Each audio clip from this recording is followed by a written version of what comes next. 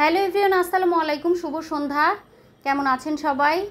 আজকে বাচ্চাদের জন্য নাস্তায় একটু ব্রেড পিৎজা বানালাম। প্রতিদিনই আসলে নাস্তায় একই জিনিস দিলে বাচ্চারা টেস্ট হারিয়ে ফেলে, তো একটু ভেরিয়েশন না থাকলে বাচ্চারা নাস্তা খেতে চায় না। যাই হোক, তো ব্রেডের মধ্যে আমি তিন পিস ব্রেড নিয়ে নিয়েছি। এখানে আমি ব্রেডের গায়ে ভালোভাবে টমেটো সস লাগিয়ে নিয়ে তারপরে এখানে ক্যাপসিকাম কুচি, টমেটো কুচি, পেঁয়াজ কুচির মধ্যে একটু গোলমরিচ গুঁড়ো আর একটু লবণ মাখিয়ে নিয়ে একে একে আমি ব্রেডের উপরে সব কিছুকে খুব সুন্দরভাবে ছড়িয়ে দিলাম।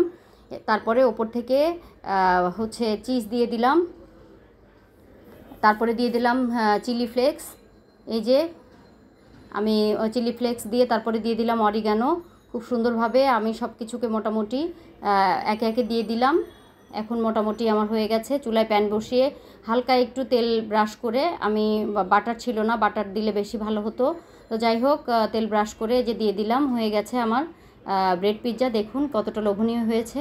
আলহামদুলিল্লাহ, বাচ্চারাও খুব মজা করে খেয়েছে। তো সবাই ভালো থাকবেন, সুস্থ